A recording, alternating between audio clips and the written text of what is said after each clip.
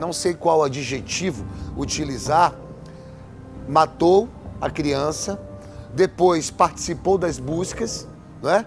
Detalhe que o corpo dela ele deixou numa área perto de britas, perto de areia, né? Material de construção, durante a madrugada.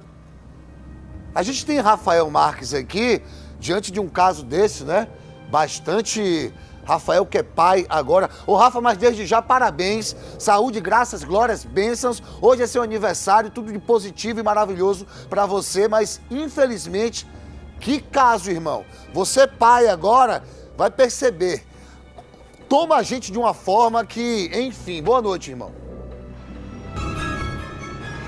Murilo, realmente é muito complicado a gente falar de um caso como esse. Muito obrigado pelos parabéns, né? Parabéns pela chegada do filhão, também pelo meu aniversário hoje. E aí agora que realmente a gente passa a entender de fato, né, como é a dor de uma mãe, de um pai, né, ter que enterrar a sua filha de apenas 8 anos de idade, alvo de um crime inescrupuloso, né, praticado por esse homem, o Joilson. Já posso dizer sim, né, acusado, não é mais suspeito não, ele é acusado sim desse crime, inclusive vai à júri popular. E outro detalhe a respeito desse caso, Murilo, e você que nos acompanha, a Polícia Civil solicitou à Justiça autorização para que o material genético desse homem, desse acusado, seja incluído no Banco Nacional de Perfis Genéticos. A partir dessa inclusão, o que é que significa? Se ele cometeu o crime de outro crime desse, em outro local, em outra situação, ele também poderá ser julgado por conta desses crimes, ou seja, vai entrar nessa conta dele, vai ter a prova lá de que ele cometeu esse outro crime. Aqui do meu lado está o Gabriel Cortes, ele é advogado de acusação e vai falar um pouco mais sobre esse processo. Gabriel, muito boa noite para você. De fato, é um caso muito delicado, muito chocante. A gente realmente, no momento que a gente lembra desse caso, a gente chega a se estremece aqui ao falar realmente, porque é uma situação em que ninguém, né, não tem nem como aferir, né, como a pessoa pode se sentir nessa situação. Mas com relação às questões legais, como é que fica então esse processo? Ele vai de fato à júri popular? Boa noite. Olá, Rafael, uma boa noite a todos. Ontem foi proferida a decisão de pronúncia, encerrando a primeira fase do procedimento do Tribunal do Júri. E na decisão de pronúncia, o juiz de direito da primeira vara do júri de Salvador determinou que o Joseilson, o acusado, ele vá sim ao Tribunal Popular, ou seja, o acusado será submetido ao julgamento perante o Tribunal do Povo, e nós estamos aguardando apenas a preclusão da decisão de pronúncia, ou seja, quando ela não caiba mais recurso, pois ainda cabe um recurso para a defesa no prazo de 2 dias, e não havendo recurso pela defesa, a acusação espera que esse julgamento ocorra até o próximo ano, quando ele será certamente condenado. Só para a gente deixar claro para as pessoas que estão nos acompanhando agora, estão acompanhando aqui o Aratu Agora, qual a importância, juridicamente falando, desse homem ir a esse júri popular, com relação à questão da pena, manter ele preso? Qual nesse momento, assim, o que é que a família pode respirar mais tranquila com relação a essa decisão? A família tranquila não ficará, porque a Asha, infelizmente, a menina de 8 anos, a senhora Lívia, o senhor Rogério, que sofrem sobremaneira até hoje, essa menina jamais irá voltar. Porém, de fato, só te interromper, a gente sabe que não vai ficar tranquila, né? Foi até um termo incorreto que eu coloquei aqui agora, mas eu digo assim, a família vai ter aquela sensação de justiça, né? A melhor colocação eu creio que seja essa. Isso, a sensação de justiça aqui dos homens e também divina é que o acusado ele vai a júri, será julgado por 7 jurados aqui do povo, da comarca de Salvador.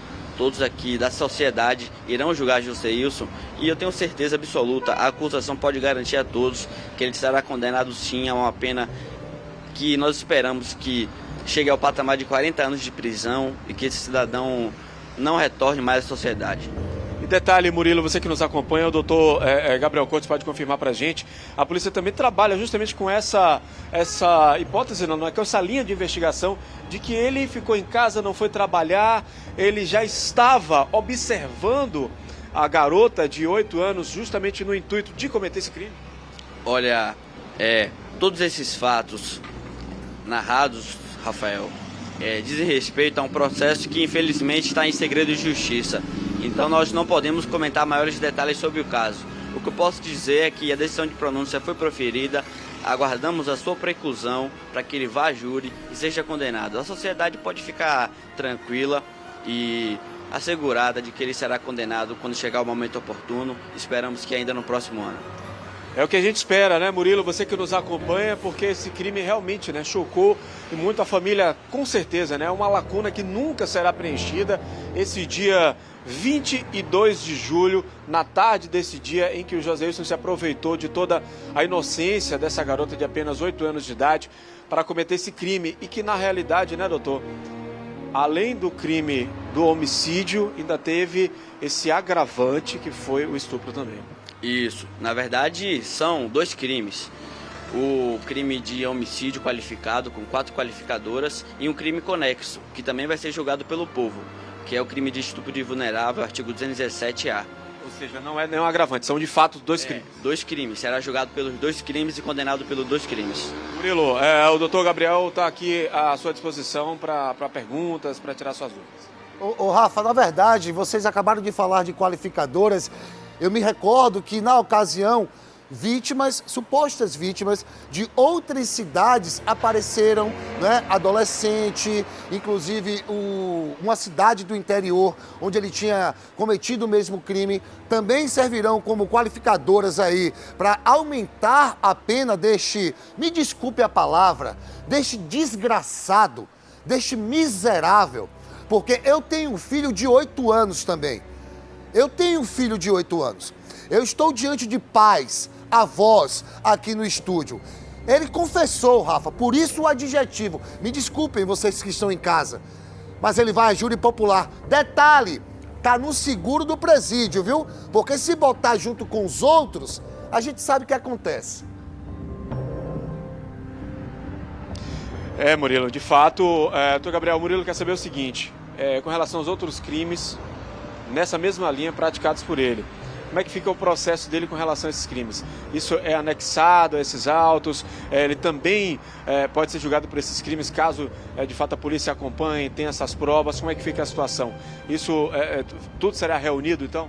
Pronto, com relação aos outros casos que o acusado supostamente tenha cometido, todos eles serão julgados em apartados, processados em apartado. A Polícia Civil irá sim investigar e, se for o caso, irá abrir inquérito policial para investigar. O Ministério Público oferecerá denúncia e serão processos separados. Não serão anexados a esse processo e tampouco o Joséilson responderá pelos outros crimes neste processo.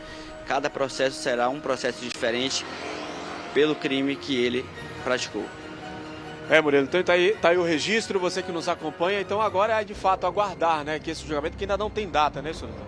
Ainda não tem data marcada, porque ainda há um prazo para o recurso da defesa, que são de 2 dias corridos.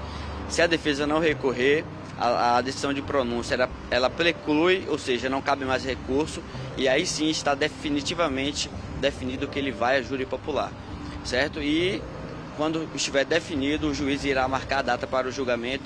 Acreditamos a acusação que ainda no próximo ano. Nós iremos, claro, acompanhar e torcer, né, para que a família, né, tranquilidade, essa família não vai ter, né, mas pelo menos eles terão, de fato, aquela sensação de que a justiça foi feita e de que esse homem, ele vai pagar por esses atos cometidos no bairro de Pernambués em julho deste ano. Murilo. Isso aí, Rafael. Muito obrigado, doutor. Lembrando que no dia a polícia, né, criou uma força-tarefa para fazer a retirada dele, porque a comunidade queria matá-lo. No dia, eu me recordo muito bem, a comunidade pedia, solta ele, solta ele. Com todo respeito aí aos advogados, criminalistas, tenho muitos amigos, né, advogados, mas eu fico pensando, como defender uma criatura dessa?